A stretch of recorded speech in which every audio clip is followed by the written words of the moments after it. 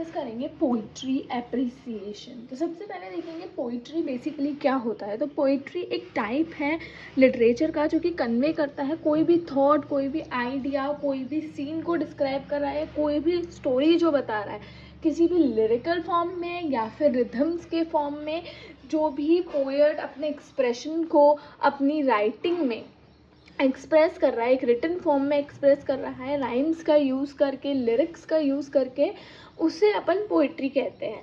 Moving towards appreciation. अब appreciation का मतलब क्या होता है? एप्रिसिएशन का मतलब होगा कि आप किसी भी पोइटिक पीस को, ठीक है, किसी भी पोइटिक पीस को रिकॉग्नाइज कर रहे हो, उसको एवल्यूट कर रहे हो, उसको एनालाइज कर रहे हो in order to have a better understanding, ताकि आपको एक बहुत अच्छी अंडरस्टैंडिंग हो जाए, एक पर्टिकुलर पोइटिक पीस के बारे में अच्छी अंडरस्टैंडिंग हो। इसीलिए आप क्या कर रहे हो, आप उस चीज़ को एप्रिशिएट कर रहे हो, उसको एनालाइज कर रहे हो, उसको एवल्यूट कर रहे हो, ठीक है। इसका जो एप्रिसिएशन होता है और एनालिसिस होता है, एवल्यूट आप किसी वर्क को कर रहे हो तो आप किस किस फॉर्म में कर सकते हो, उसकी टेक्निक्स को देख सकते हो, उसकी स्टाइल को देख सकते हो, उसकी थीम को देख सकते हो, मैसेज को देख सकते हो, है ना, लिटरेरी डिवाइसेस को देख सकते हो, ओके, सब्जेक्ट्स को देख सकते हो, एटसेट्रा, और भी काफ़ी चीज़ें आप यूज़ करके उसका एप्रिसिएशन कर सकते हो। तो यही पोइट्री एप्रिसिएशन होता है। बेसिकली कोई भी एक पोइट्री,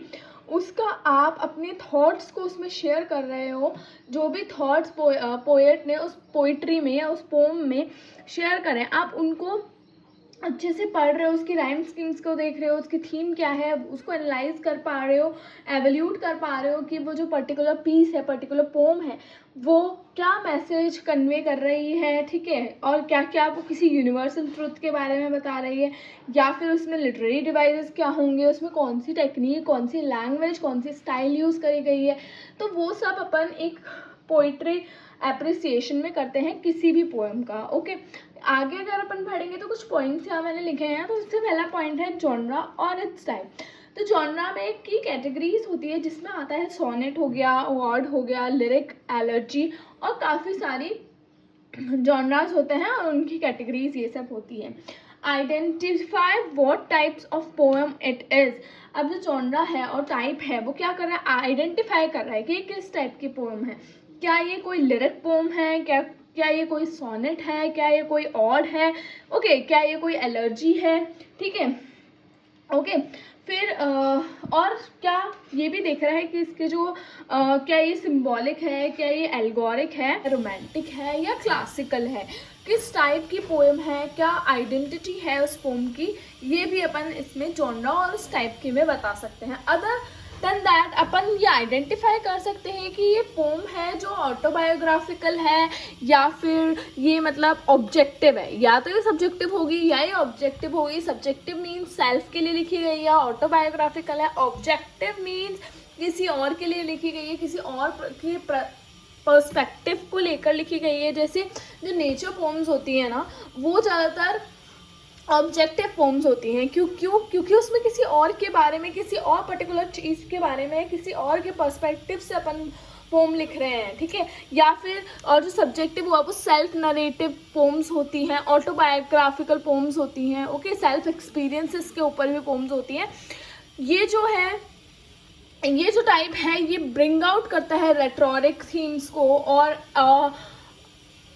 ऑर्नामेंटल एक्सप्रेशंस को जो कि पोम में यूज़ करे गए हैं, फिगर ऑफ स्पीच को, ठीक है। अब अपन राइम स्कीम की बात करेंगे तो राइम स्कीम बहुत सारे टाइप्स होते हैं राइम स्कीम्स के। तो किसी भी पोम में राइम स्कीम्स होती हैं और कई पोम्स जो है वो ब्लैंक वर्ड्स में लिखी गई हैं जिनकी कोई राइम स्कीम्स नहीं होती। तो कुछ राइम स्कीम के टाइप्स मैंने यहाँ लिखे हैं कि इंटरनल राइम हो गया, परफेक्ट राइम हो गया, स्लैंट, ये सारे जो है राइम स्कीम के टाइप्स हैं। अगर आगे बात करते हैं फिगर ऑफ स्पीच की, तो फिगर ऑफ स्पीच इंक्लूड करती है imaginary, smiley, metaphor, personification, repetition, पन और इलिट्रेशन एटसेट्रा। तो ये कुछ फिगर स्पीच है जो पोम कंटेन करती हैं। अगर for example she is as beautiful as a rose, okay, she is as beautiful as a rose.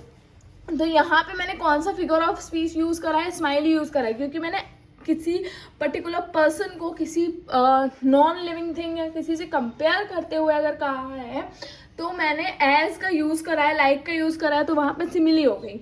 Okay, language style की बात करेंगे।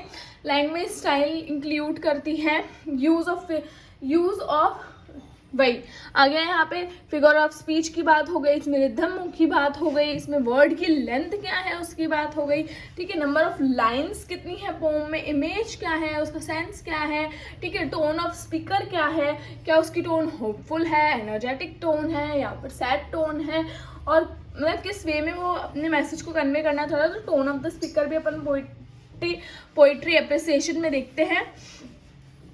आगे बात करेंगे कि पोम में क्या उसने किसी और अदर वर्क का रेफरेंस देते हुए कुछ यूज़ करा है, उसका लिटरल मीनिंग क्या है, ठीक है, क्या वो कुछ यूनिवर्सल ट्रूथ को कन्वे कर रही है, उसका डीपर मीनिंग क्या है, कैसा वो ट्रूथ कन्वे कर रही है, what message the pome is conveying, ये सब अपन एनालाइज करते हैं पोइट्री एप्रिसिएशन में।